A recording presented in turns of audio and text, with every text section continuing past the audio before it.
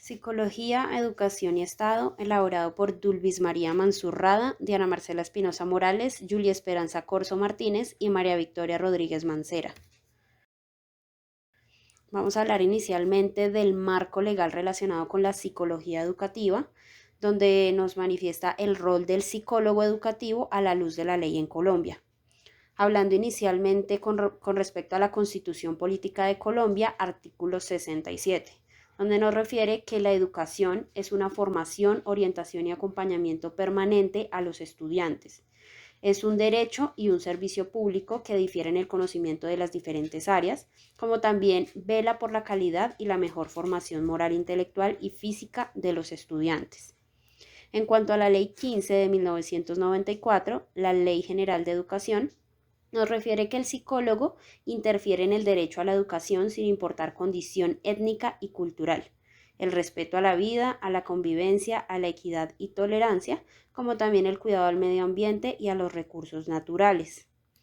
También nos infiere el formar la personalidad y capacidad de asumir con responsabilidad y autonomía sus derechos y deberes, conocimiento de sí misma y la autoestima, y la comunicación asertiva y de mejora continua entre familia y docente con el fin de contribuir en un desarrollo integral. Con respecto a la Ley 30 de 1992, la Ley de Educación Superior, nos infiere que el psicólogo es el encargado de guiar a los estudiantes en el espíritu reflexivo, encargado de orientar al logro de la autonomía personal, como también generar libertad de pensamiento, desarrollo de las potencialidades al ser humano de una manera integral y el cumplimiento de su misión social y de su función institucional, indicando que la mejor formación moral, intelectual y física de los estudiantes. También nos habla del Plan Decenal de Educación, donde el psicólogo contribuye en inculcar la diversidad, las víctimas del conflicto armado, los indígenas y la discapacidad, como también fortalecer a los jóvenes en el ámbito personal y laboral.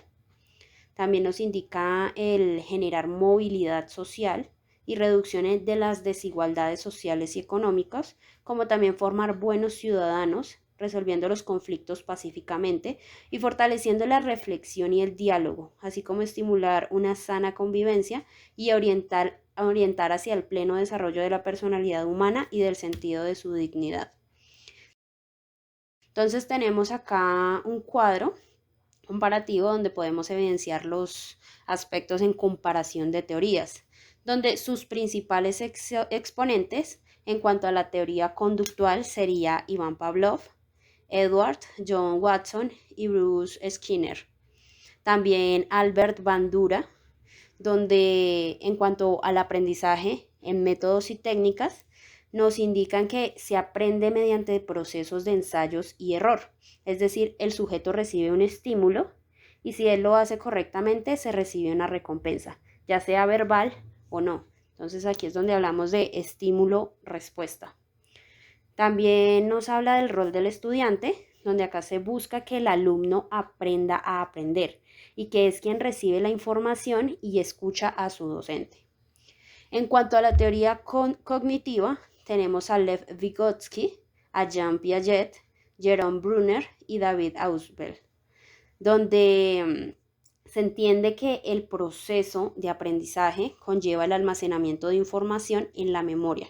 Se dice que no es necesario estudiar procedimientos de estímulo y respuesta, sino por el contrario, atender los sistemas de retención y recuperación de datos. Esto es el modelo y técnica de aprendizaje en cuanto a la teoría cognitiva, que está en contraposición de la teoría conductual, donde indica que en el rol del estudiante el alumno es activo, aprende significativamente y puede aprender a pensar. En cuanto a la teoría humanista, tenemos referido a Carl Rogers, Abraham Maslow y Roumay, donde en los métodos y técnicas proponen que un aprendizaje significativo y de vivencia se define como el proceso que modifica la percepción que tienen los individuos de la realidad.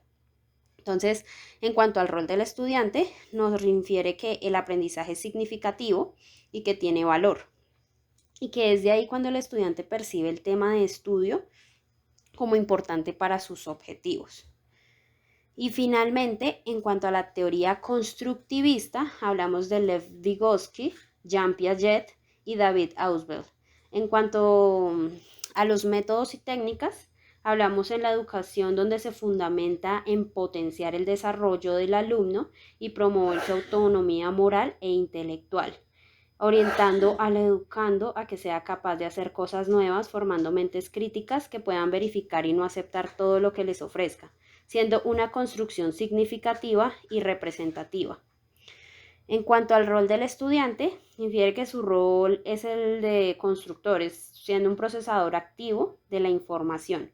Construye conocimiento por sí mismo y es responsable de su propio proceso de aprendizaje.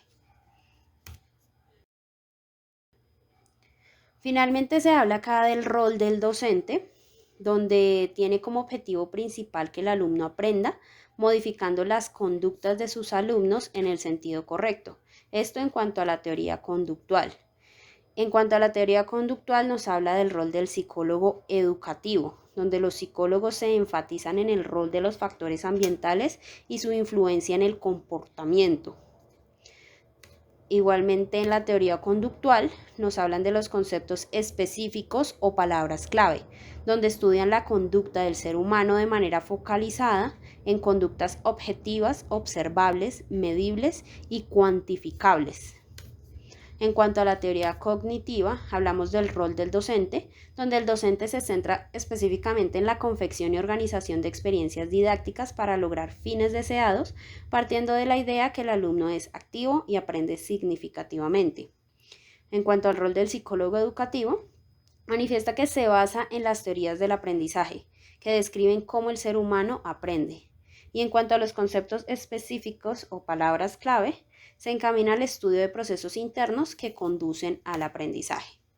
Entonces, finalizamos con la teoría humanista, donde el docente permite a que los alumnos aprendan mientras impulsan y promueven todas las exploraciones, experiencias y proyectos que estos preferentemente inicien o decidan emprender a fin de conseguir aprendizajes vivenciales con sentido. También hablamos del rol del psicólogo educativo como orientación vocacional, ayudando al autoconcepto y autoestima, ya que son factores principales para el aprendizaje. Y en conceptos específicos o palabras clave, se infiere que el ser humano se inclina a la autorrealización y la trascendencia. Y ya para finalizar, está la teoría constructivista. Entonces acá nos indican en cuanto al rol del docente que su papel es moderador, coordinador, facilitador, mediador y un participante más de la experiencia planteada.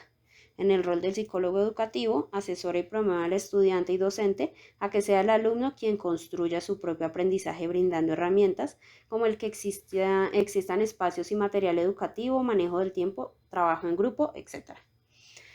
Y finalmente, en conceptos específicos o palabras clave, sostiene que es una construcción propia que se va reproduciendo día a día y asimismo con la interrelación de los demás, el proceso de enseñanza se percibe y se lleva a cabo como un proceso dinámico, participativo e interactivo. Entonces,